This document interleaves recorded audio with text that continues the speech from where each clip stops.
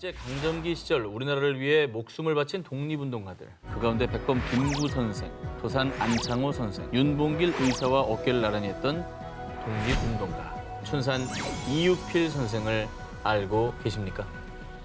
다른 이름들은 너무나 익숙한 분들이잖아요. 네네. 근데 이 선생님의 이름은 잘 못 들어본 것 같습니다. 이유필 선생은 항일 비밀 결사단체인 신민회에 가입해 북운동에 앞장선 인물입니다. 3.1운동 당시에는 고향인 의주 일대에서 태극기와 선전물을 제작, 배포하며 독립만세 시위를 주도했는데요.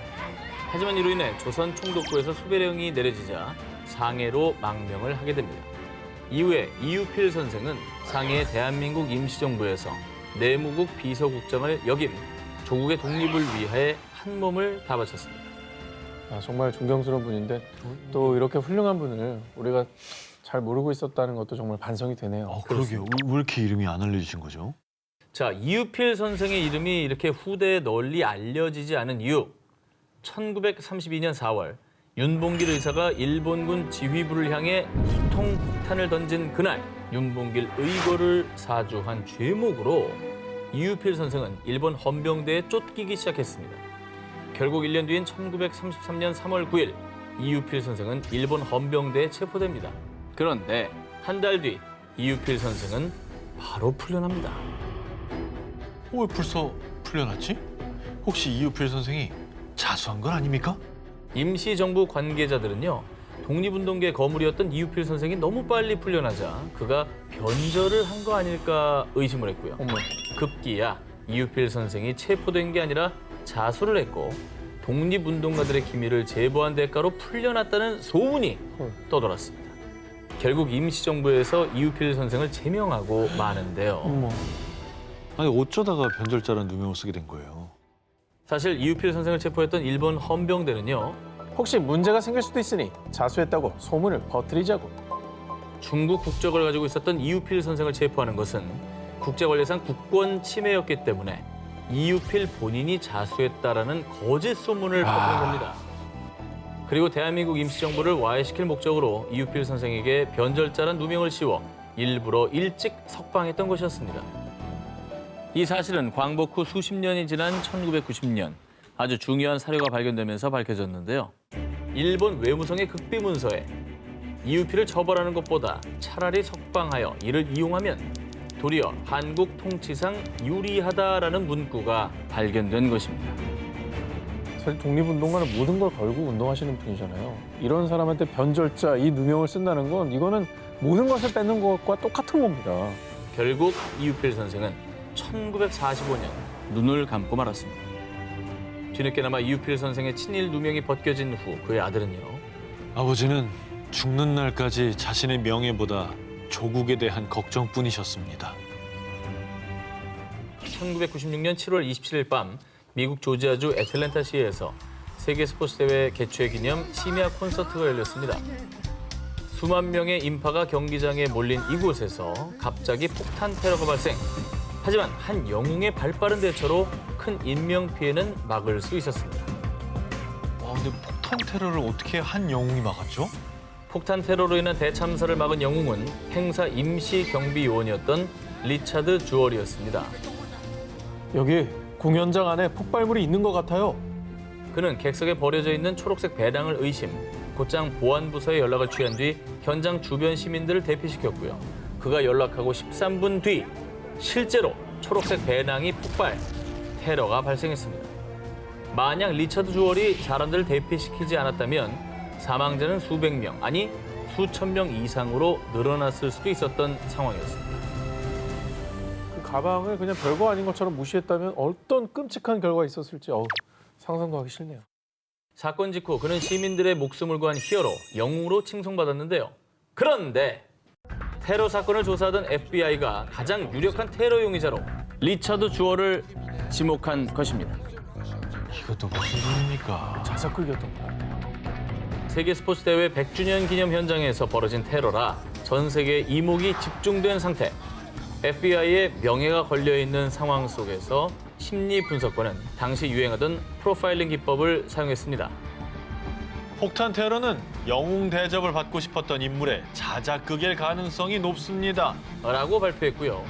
그리고 때마침 리처드 주얼이 영웅 심리에 도취된 남자라고 주장하는 한 대학교 총장의 제보도 이어진 건데요.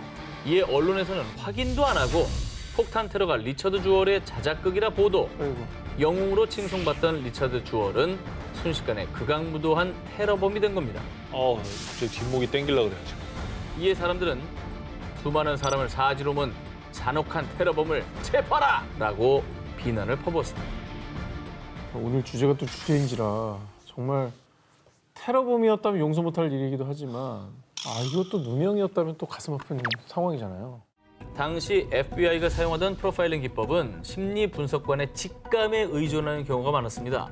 그런데도 불구하고 FBI는 오직 이 프로파일링 기법을 맹신하고 리처드 주얼을 테러범으로 지목한 것이었습니다.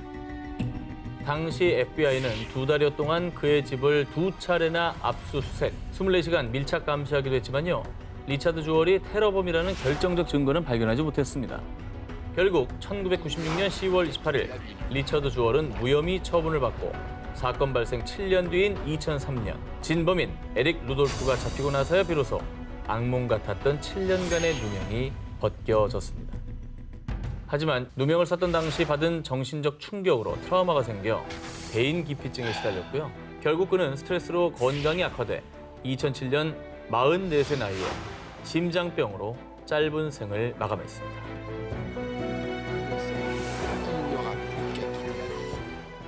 나는 억울하다 누명 19 8위 공개합니다. 어린 소년이 푼 50년의 누명.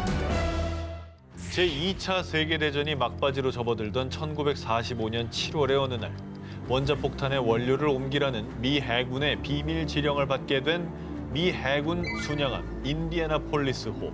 그런데 무사히 임무를 완수한 인디애나폴리스호는 1945년 7월 30일 필리핀으로 향하던 중 일본 잠수함 어뢰의 공격을 받게 되는데요. 두 발의 어뢰가 명중하며 12분 만에 배는 침몰. 당시 1,200여 명의 승조원 중 900여 명이 사망하는 대참사가 벌어집니다. 어우, 대참사네요, 진짜.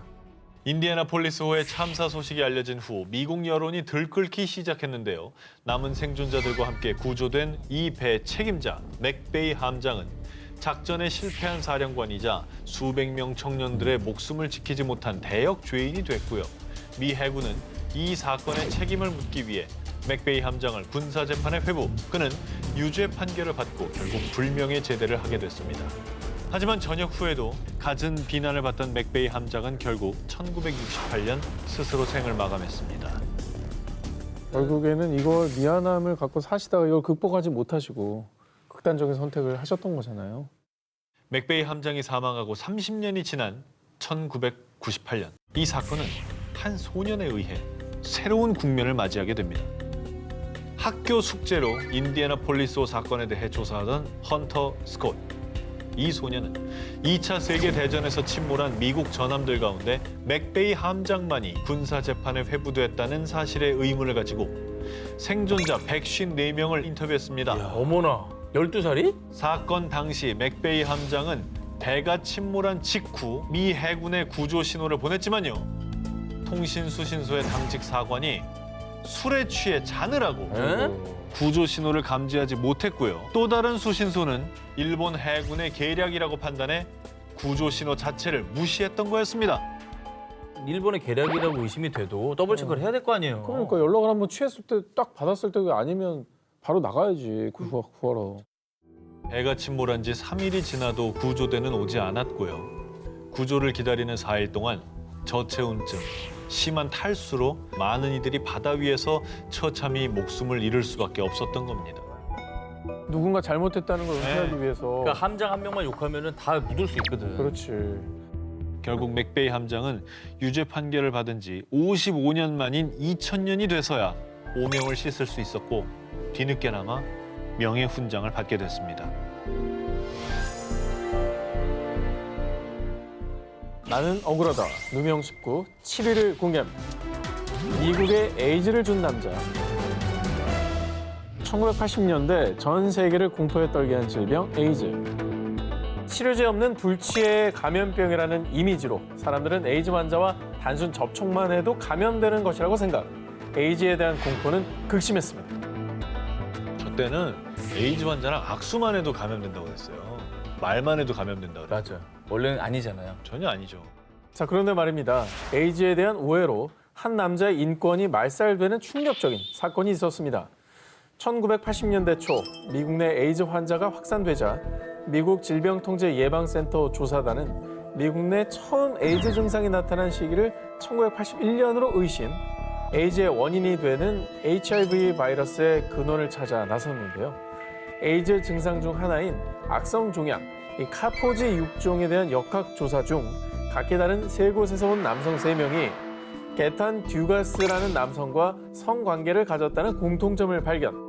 마침 6종 치료를 받고 있던 듀가스를 조사한 결과 에이즈 원인인 HIV 바이러스와 성생활에 관련이 있다는 결론을 내렸고요.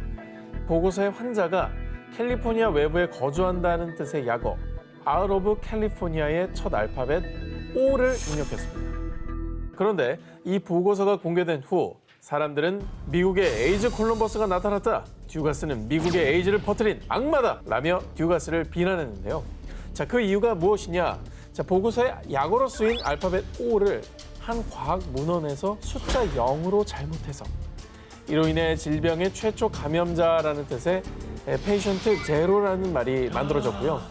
이 과정에서 듀가스의 이름까지 공개되며 듀가스가 미국 내 첫 에이즈 감염자라고 알려지게 된 겁니다.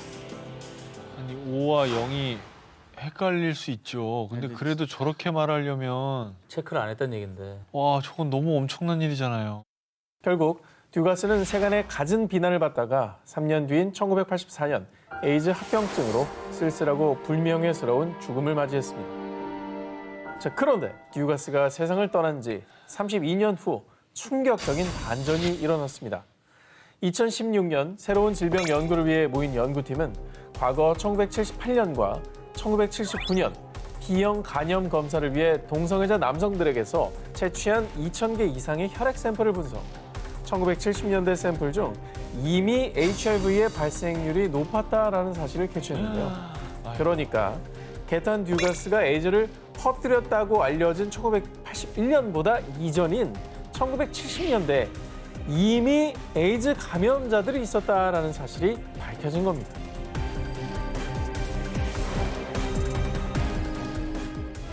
(2009년 6월 10일) 열린 일본 최고검찰청의 공식 기자회견. 이날 이토 데스오 차장검사는요. 진범이 아닌 사람을 기소, 복역시킨 것에 대해 진심으로 사죄합니다. 뭐 검찰에서 공식 사과를 할 정도면 일본 내에서는 엄청난 반향이 있었던 그런 사건이었나 봐요. 1990년 5월 일본 도치기현 아사카가의 한 파친코 가게에서 4살 여아가 실종되는 사건이 발생. 그리고 다음 날 아이는 인근 하천에서 싸늘한 시신으로 발견됐습니다. 1년 6개월 뒤인 1991년 12월 당시 유치원 버스 운전수였던 40대 남성 스기야 도시카즈를 체포합니다. 평소 그가 파친코를 좋아하고 다수의 성인 비디오를 소유하고 있었다는 점, 또 주변 이웃의 탐문 조사 등을 종합해 그를 유력 용의자로 특정한 거였죠. 저기 과학 수사를 못하는 마을 주민들이나 할 수 있는 얘기 아닙니까? 그러니까 뭐 빠친코에 자주 간 게 살인범이라는 결정적인 게 아니잖아요. 그래 때문에 저래 때문에 나 할 수 있는 말인데. 그렇습니다. 이 상황 증거는 수집했지만 결정적 증거가 나오지 않자 경찰이 들고 나온 마지막 승부수, 바로 유전자 감정이었습니다. 이거 확실하겠네. 피해 여아의 티셔츠에서 발견된 혈흔과 스가야의 유전자를 대조한 결과 유전자 염기 배열이 일치했던 겁니다. 그럼 과학 수사로 제대로 해서 잡은 거네요, 범인을? 자, 그렇습니다. 2000년 일본 최고재판소 역시 유전자 감정 일치 결과를 증거로 스가야의 무기징역을 확정했고요. 이후 이 사건은 일본 재판 역사상 유전자 감정 결과가 단독으로 증거 능력을 가지게 된 최초의 사례로 기록됐습니다. 결국 스가야 변호인단의 끈질긴 유전자 재감정 요구 끝에 2008년 도쿄 고등재판소는 이를 받아들였고요. 유전자 재감정 결과 여아의 옷에서 발견된 혈흔과 스가야의 유전자는 불일치. 뭐야? 사건이 발생했던 1990년대 초는 일본 경찰이 유전자 감정을 도입한 지 얼마 안 된 초창기. 그 당시의 오차율은 800분의 1. 오류의 가능성이 지금보다 훨씬 컸던 거죠. 그러나 경찰들이 범인을 잡겠다고 과학수사라는 당시로서는 무리한 승부수를 던졌던 겁니다. 초기 오류의 가능성을 감안했어야 되는 거 아닙니까? 한 사람 인생이 걸린 거고. 800분의 1이면 사실 증거는 조금 그닥 뭐 높아 보이진 않아요. 뭐. 예. 17년 만에 억울한 옥살이를 끝내고 세상에 나온 스가야. 그러나 그의 아버지는 큰 충격을 받고 신부전으로 세상을 떠났고 끝까지 아들의 무죄를 주장하던 어머니마저 어머. 아들이 석방되기 2년 전 아버지의 곁으로 떠나고 말았습니다. 과연 그는 부모님의 묘소에서 무슨 말을 했을까요?